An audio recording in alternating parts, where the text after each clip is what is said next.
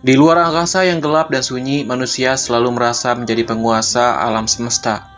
Tapi bagaimana jika sesuatu sudah lebih dulu menguasainya?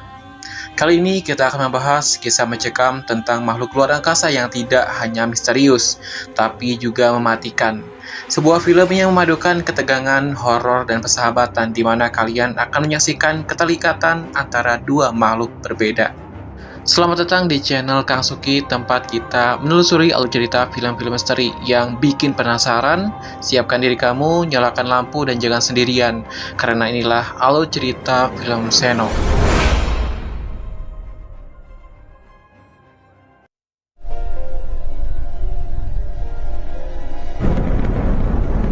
Di suatu tempat di luar angkasa ada sebuah benda melayang, menabrak atmosfer bumi, tertabrak dan jatuh di sebuah tempat yang luas di sebuah gurun pasir. Seorang pria yang kebetulan sedang berburu melihat jatuhnya benda asing itu. Alih-alih kabur, pria itu justru mengecek ke lokasi tepat jatuhnya benda itu. Begitu pria itu sampai di sana, ia disambut dengan suara geraman yang membuat dirinya tidak bisa tenang, bahkan anjingnya juga terbirit-birit setelah mendengar suaranya. Di lain tempat, seorang anak perempuan bernama Reni baru saja kehilangan salah satu binatang peliharaannya. Gadis ini sedikit berbeda dengan gadis pada umumnya. Dia lebih senang memelihara hewan-hewan reptil dan menjadikan mereka sebagai sahabatnya. Diceritakan ayahnya sudah meninggal dan kini ibunya sedang dekat dengan seorang pria yang akan menjadikan calon ayahnya. Tetapi Reni merasa tidak cocok dengan sifat calon ayahnya itu dan tidak suka lama-lama berbicara dengannya.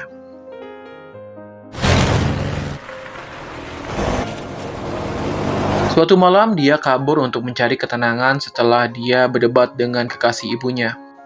Reni pergi ke tempat yang lumayan jauh dari rumahnya, sekedar menghabiskan waktu untuk menenangkan dirinya sendirian. Ketika kondisinya mulai membaik, Reni menjumpai sebuah mobil terbalik di depannya. Posisinya dekat dengan cekungan tempat jatuhnya benda asing itu. Bisa dipastikan itu mobil pria tadi, tetapi tidak diceritakan bagaimana dengan kondisi pemilik mobilnya setelah menemukan benda yang jatuh tadi. Begitu Reni menyantar sekelilingnya, ia baru menyadari kalau dia tidak sendirian. Ada sebuah makhluk besar hitam, tapi tidak bisa disebut binatang. Bisa dipastikan makhluk itu penghuni luar angkasa atau alien.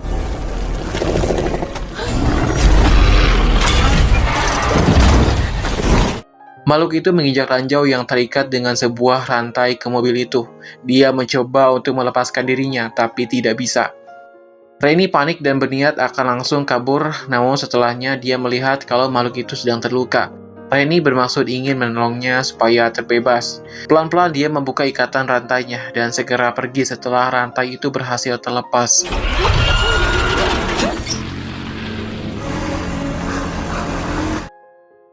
Karena masih penasaran, besoknya Reni pergi lagi ke tempat itu untuk melihat kondisi makhluk itu. Dia sudah menyangka kalau makhluk itu pasti akan dicari oleh agen pemerintah. Itulah kenapa dia nekat untuk pergi lagi ke sana untuk mengecek apakah makhluk itu masih ada atau tidak. Sebelumnya dia sudah mempersiapkan segala sesuatu yang akan dia bawa. Reni sudah menyiapkan sebuah kamera yang ia pinjam dari teman sekolahnya, lalu menyiapkan beberapa barang dan sebuah kunci mobil yang ia ambil dari calon ayahnya untuk meminjam pistol miliknya. Reni juga sudah merencanakan untuk menuliskan sebuah pesan kepada orang rumah di pintu kamarnya untuk tidak mengganggunya saat dia sedang tidak di rumah. Itu dilakukan agar ibunya tidak khawatir. Semua itu sudah berjalan dengan baik dan sesuai rencana. Begitu dia sampai di sana, Reni tidak menemukan makhluk luar angkasa itu, menyisakan bekas darahnya yang berwarna kuning kehijauan. Ketika dia mati dengan teropong, nyatanya makhluk luar angkasa itu masih di sana sedang bersembunyi. Reni sengaja melepaskan sebuah tembakan ke langit untuk memastikan apakah makhluk itu masih bereaksi dengan suara. Begitu pistolnya ditembakkan, makhluk itu ternyata tidak bereaksi sama sekali. Bisa saja makhluk itu sudah mati. Dengan begitu, Reni langsung menyiapkan sebuah kamera sebagai bukti kalau dialah yang pertama menemukan alien itu. Dia nekat untuk mendekatinya supaya dia bisa memotong ranjau yang masih menempel di kakinya. Dia sudah siap dengan pistol yang ia bawa untuk jaga-jaga kalau alien itu tiba-tiba menyerangnya. Namun setelah dia mati lagi, ternyata masih tidak ada reaksi sama sekali, dan kali ini dia yakin makhluk luar angkasa itu sudah mati. Begitu dia kembali untuk mengambil kameranya, tiba-tiba makhluk itu bangun dari belakangnya, dan dia langsung menabrakkan Rennie sampai terjatuh.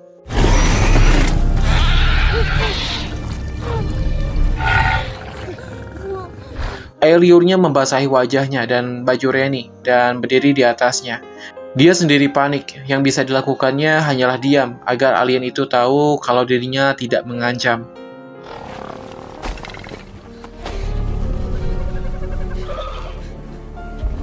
Rupa dari alien itu tidak selucu alien yang ramah di film-film pada umumnya, tetapi yang paling penting, alien itu mengenali wajahnya dan bau orang yang sudah menolongnya. Alih-alih untuk kabur, Rennie malah menyalakan rekamannya kembali dan mulai membuat video sebagai bukti kalau alien itu ada. Rasa takutnya sudah lumayan hilang karena nyatanya alien itu tidak membahayakannya seperti yang dia pikirkan. Dia membawakan sebuah apel untuk alien itu makan, tetapi justru malah ditendang olehnya. Rennie berterima kasih karena alien itu sudah mau direkam dan dia mungkin akan menjadi orang terkaya karena rekaman itu. Dia tahu kalau waktunya tidak banyak mengingat alien itu sedang diburu oleh agen pemerintah saat itu. Dia berpamitan dan segera pergi dari sana, meninggalkan makhluk luar angkasa itu sendirian. Tanpa ia sadari, ternyata alien itu mengikutinya pulang ke rumah. Begitu sampai di rumah, Rennie baru ingat kalau dia menjatuhkan pistol milik calon ayahnya itu. Dalam hati, dia tidak mau berurusan dengannya. Setelah dia menyadari kalau makhluk itu mengikutinya sampai ke rumah, Rennie membawa alien itu menjauh dari rumah. Sesaat dia pikir alien itu akan menjadi teman curhatnya. Namun tiba-tiba ia melakukan hal yang tidak terduga. Alien itu membuat koneksi dengan tubuh Rennie untuk memperkuat ikatan mereka. Begitu sadar, ia langsung memeluk alien itu dan membawanya pulang ke rumah. Rennie menyiapkan sebuah tempat untuknya di sebuah gudang yang tidak terpakai di bawah rumahnya. Gudang itu jarang dimasuki oleh orang lain, termasuk ibunya sendiri. Jadi untuk saat ini, ia merasa gudang itu akan sangat aman untuknya, untuk dijadikan tempat persembunyian teman barunya. Terlihat beberapa petugas intel sedang melakukan investigasi di area jatuhnya benda asing itu. Ketika jam sekolah, ia rela bolos demi melihat keadaannya. Sebelum itu, dia sudah menelpon ibunya untuk memastikan ibunya pergi bekerja. Dengan begitu, Rennie bisa leluasa membawa alien itu ke rumahnya untuk diperkenalkan kepada hewan-hewan peliharaannya. Begitu dipertemukan dengan ular, alien itu sepertinya tahu kalau ular adalah jenis binatang yang berbahaya. Jadi, dia berniat menyerang mencoba untuk melindungi Rennie dari peliharaannya. Tapi untungnya, Rennie masih bisa mencegahnya. Di balik itu, Rennie masih khawatir karena ia masih belum bisa menemukan makanan yang ia mau. Ia sudah mencoba untuk memberinya daging dari kulkas, tapi itu tidak berhasil. Rennie menamai alien itu dengan sebutan Croc. Mungkin ia terinspirasi dari suara yang alien itu keluarkan. Dia mengambil sebuah gitar kecil dan mulai bermain musik, sekedar untuk memberikan hiburan pada teman barunya. Tetapi ia tidak menyangka kalau musik sangat berpengaruh dengan tubuhnya, terutama dengan kulit punggungnya yang bentuknya seperti sisik, bergetar mengikuti alunan musik itu. Rennie hanya melihatnya dengan takjub. Saat sedang santai nonton TV, tanpa ia duga ternyata ibunya pulang lebih awal. Rennie panik. Ia segera membawa alien itu keluar lewat pintu belakang saat tidak ada orang yang melihat mereka. Lalu kemudian, seorang anak laki-laki salah satu teman sekelasnya berkunjung ke rumahnya. Ia tahu hari itu Rennie tidak masuk kelas, jadi tujuan ke sana dia ingin mengecek keadaannya sekaligus mau mengambil kamera yang Rennie pinjam kemarin untuk merekam alien itu. Anak itu diizinkan masuk ke kamar Rennie untuk menunggu Rennie di sana. Begitu Rennie selesai mengantarkan alien itu ke gudang, temannya itu ternyata sudah memegang kameranya dan sudah melihat isi videonya. Diam-diam dia mengambil kasetnya saat Rennie sedang tidak melihatnya. Rennie meminta kameranya kembali, tetapi anak itu memaksa supaya Rennie menjelaskan isi videonya, atau videonya akan dibawa ke polisi. Walaupun sudah berusaha untuk menutupinya, tapi tidak berhasil, hingga pada akhirnya Rennie tidak punya pilihan lain selain menunjukkan alien itu kepada teman sekolahnya itu. It's okay. Gil, relax. Begitu mereka sampai di gudang, temannya itu diam melihat alien itu keluar dari tumpukan barang-barang. Saat melihat orang asing, tiba-tiba alien itu menjadi sensitif dan berusaha untuk menyerang. Beruntung Rennie mencegahnya. Anak itu sangat ketakutan ketika Rennie membiarkan alien itu mencium bau tubuhnya, menyebabkan dia pingsan dan mengompol di celana. Pulangnya, teman Rennie dipinjami handuk untuk menggantikan celananya yang basah. Setelah temannya pergi dari sana, mereka tidak menyadari kalau aksi mereka sedang diintai oleh agen pemerintah yang dari tadi mencurigai mereka. Para agen itu berhasil merekam beberapa obrolan mereka, tetapi itu tidak bisa dijadikan bukti yang kuat. Sebelum tidur, ia menyempatkan diri untuk mengunjungi teman barunya di gudang, sambil membawakan beberapa makanan dengan harapan dia bisa memakannya.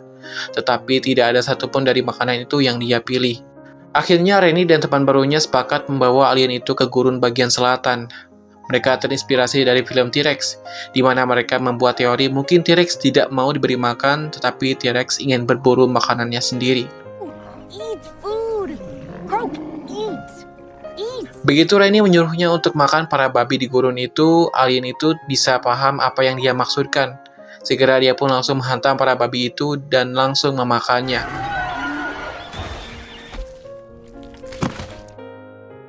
Setelah memberinya makan dan membawa Croc pulang kembali, Rennie mendapatkan perlakuan kekerasan dari calon ayahnya. Dia tahu kalau Rennie yang sudah mengambil pistolnya.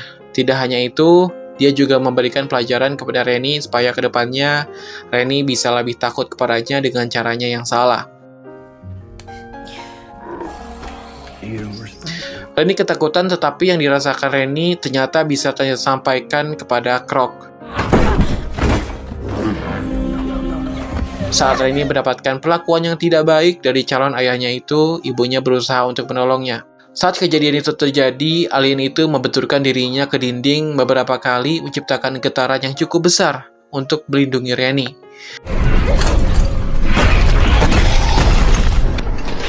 Ibunya mengira itu gempa bumi. Setelah melihat anaknya diperlakukan tidak baik, ibunya memutuskan hubungan dengan kekasihnya itu dan mengusir dia dari rumahnya. Dia sangat ketakutan, sampai-sampai tidak mau berbicara dengan ibunya. Rennie memarahi Croc bukan karena takut rumahnya rubuh, tapi dikhawatirkan Croc akan tertangkap. Begitu Rennie akan berangkat sekolah, dia dihampiri oleh seorang pria botak yang merupakan petugas dari pemerintahan itu.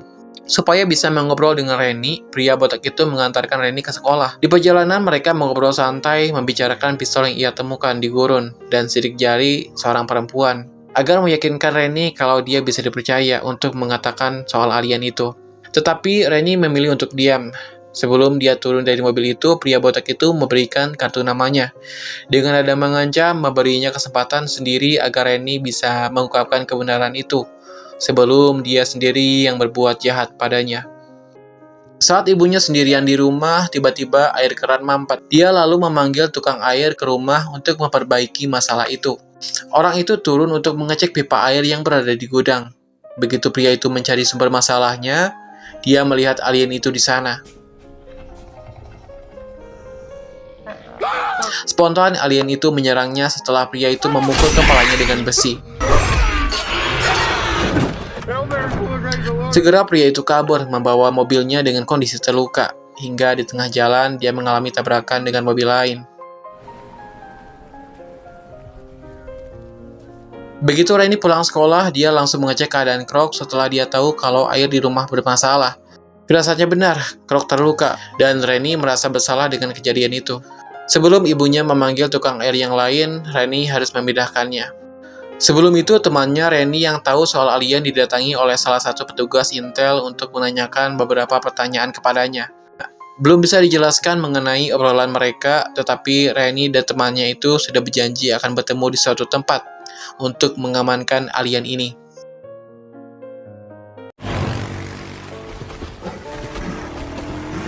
Sebuah momen emosional terjadi ketika Rennie dan alien itu berlomba lari. Mereka tidak menyangka kalau ikatan mereka akan sejauh ini. Begitu sampai di tempat yang sudah dijanjikan, Rennie memasukkan alien itu ke sebuah tempat kecil seperti gerobak untuk dia berlindung sementara malam itu. Dia berniat akan pergi dari sana bersama dengan Croc ke gurun yang lebih aman sementara waktu. Dia sudah menyiapkan perbekalan dan sebuah surat yang ditinggalkan untuk ibunya. Lalu bagaimana dengan nasib peliharaan reptil yang lain? Dengan berat hati, Reni memilih untuk melepaskan mereka. Begitu dia akan pergi, tiba-tiba pria yang gagal menjadi calon ayahnya itu datang lagi. Dia menyeret Reni dan membawa serta ibunya untuk membalaskan perbuatan mereka kemarin. Di waktu yang sama, para militer ternyata sudah mengepung tempat persembunyian baru alien itu untuk menangkapnya. Begitu sampai di sana, mereka menemukan kalau alien itu ternyata tidak ada. Di rumah, Reni dan ibunya mengalami kekerasan dari pria itu. Ibunya mencoba menahan pria itu agar anaknya bisa melarikan diri. Merasakan kalau temannya sedang dalam masalah, alien itu bergegas ke rumah Reni sebelum terjadi pengepungan itu. Alien itu menunjukkan sisi buruknya ketika menyerang pria itu dan dia hampir memakannya. Kalau bukan Reni yang mencegahnya, mungkin pria itu sudah tewas. Setelah penyerangan itu, karena merasa bersalah, alien itu pun langsung kabur menjauh dari Reni. Begitu temannya datang, dia mengaku sudah memberitahu soal alien itu kepada petugas itu. Mengetahui kalau alien itu sangat berbahaya, anak itu tidak punya pilihan lain. Dia meminta maaf karena sudah mengecewakan Reni. Jelas Reni kecewa dan tidak bisa membendung amarahnya. Tiba-tiba pria botak itu datang dan Reni tidak bisa berkutik melawannya. Beberapa petugas sudah berkumpul. Reni ditempatkan di sebuah kursi. Kedua tangannya diikat dan beberapa kabel melilit di tubuhnya. Dia akan dijadikan sebuah umpan agar alien itu terpancing. Sepertinya mereka sudah pernah melihat alien itu sebelumnya. Mereka sudah tahu apa yang akan terjadi. Begitu prosesnya dimulai, si botak mematahkan salah satu jari Reni untuk menciptakan rasa sakit.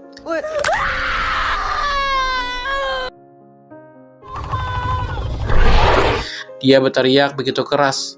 Mereka menggunakan Reni sebagai umpan agar makhluk luar angkasa itu mau muncul. Dari kejauhan, alien itu mulai merasakan penderitaan Reni. Ia kembali ke sana untuk menolongnya. Begitu sampai di sana, sebuah cahaya mengurung alien itu dan dia terjebak. Pada akhirnya, alien itu tertangkap dan Reni dibuat tidak sadarkan diri.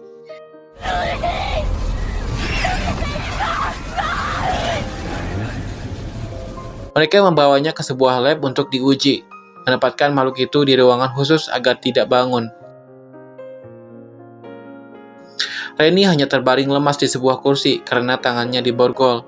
Si botak mengatakan kalau sebenarnya alien itu mereka namai Seno. Reni bukanlah orang pertama yang menemukan alien itu, tapi Reni adalah orang pertama yang selamat setelah bertemu dengan alien itu. Mereka membuat teori sendiri kalau alien itu sebenarnya adalah utusan untuk menghancurkan bumi.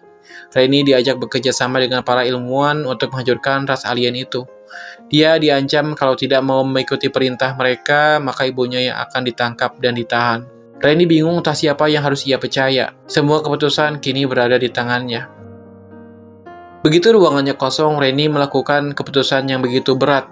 Dia mematahkan salah satu jari tangannya yang lain untuk menciptakan rasa sakit, agar makhluk itu bisa bangun kembali.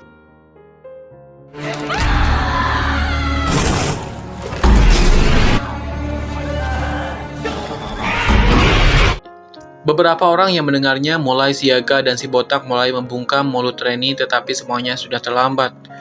Makhluk itu mulai mengamuk dan menghabisi orang-orang yang menghalangi jalannya. Dia berhasil bertemu lagi dengan Reni dan menghempaskan kedua orang itu hingga pingsan.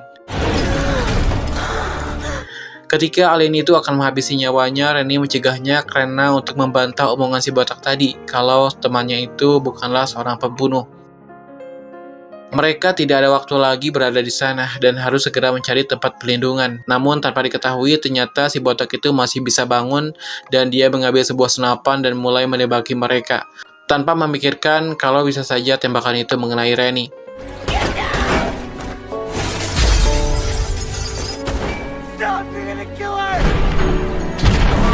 Melihat kondisi Reni, ketakutan alien itu tidak bisa menahan dirinya. Dia rela mengorbankan dirinya untuk menolong sahabatnya itu. Alien itu berlari ke depan dan langsung menghantam si pria botak itu walaupun dia harus kehilangan nyawanya.